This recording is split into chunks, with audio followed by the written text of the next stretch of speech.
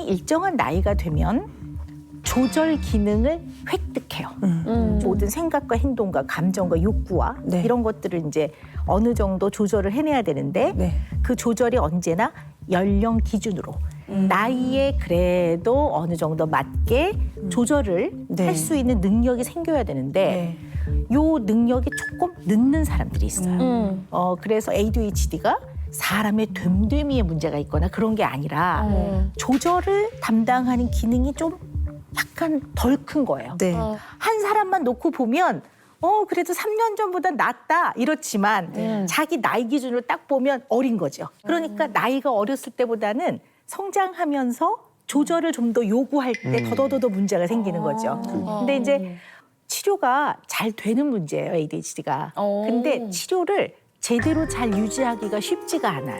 치료가 유지가 안 되면 쉽게 따라잡지는 못하는 걸로 돼 있어요. 물론 불가능한 건 아니에요. 그러나 쉽지 않으니까 언제나 요만큼 덜 큰 부분이 계속 문제가 되면서 이 문제가 또 문제를 낳고 그러다 보니까 이게 치료를 제대로 안 받으면 성인기까지 이게 다양한 형태로 조절의 어려움을 갖게 된다고 보는 거죠. 그러니까 지금 어쩌면 아드님 같은 경우에 그 어릴 때 뿌리는 그대로 남아있는 채로 얘 이제 성장을 하면서 증상 형태가 나이에 따라 다르게 이제 표현이 되는 거죠. 어릴 때는 뭐 때를 썼다면 뭐 커서는 좀 뭐 다른 형태로. 그러니까 그리고 나이 들고 몸이 커지고 그러면 문제가 더 커질 수 있는 문제네요. 뭐 좀 약화되는 사람도 있어요. 그러니까 어릴 때보다 훨씬 잘 지내는 사람도 있지만 팔짱 끼고 에이 뭐 크면 좋아지겠지라고 너무 이렇게 쉽게 생각하지 마세요라고 얘기를 하는 거죠. 적극적으로. 네, 물론 좋아진 사람도 있어요. 근데 확률이 많지 않으니까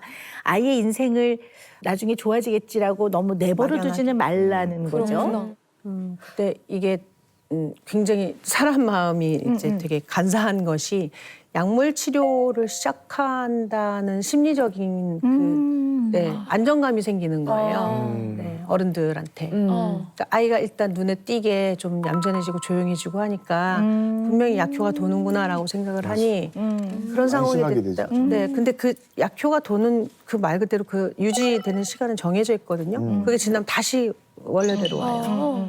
그러면은 어른들이 버릇처럼 하는 말은 약 먹었니? 약 안 먹었니가 나와요. 네. 근데 그게 어린아이들이 들을 때는 좀 지금 생각하면 어른인 제가 들어도 스트레스 받아서 날 뭘 취급하는 거야? 라는 생각이 드는데 어린 아이가 들었을 때는 마음이 어땠을까 그런 생각. 그래서 한동안은 약을 꾸준히 먹기보단 중간중간 쉬었어요. 지금 약을 안 먹고 있다는 얘기네요. 안 먹은 지 5년 정도 됐어요. 그냥 일방적으로 병원을 가지 않았고 약을 먹기를 원하지 않았어요. 아기가. 네. 아이가 원치 않았어요.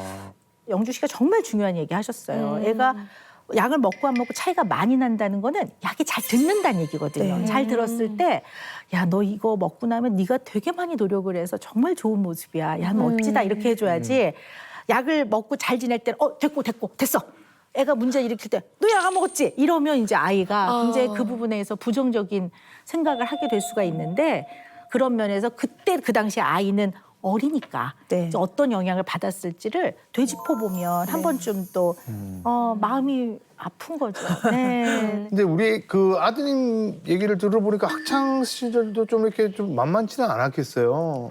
그렇죠. 아무래도 눈에 띄는 이 행동 양식을 보이다 보니 이제 초등학교 1학년 때 학부모들 와서 참관 참관 수업. 수업하라고 하는데 제 아들은 자리가 없어요. 앉아있질 않으니까. 복도를 이제 혼자서 막.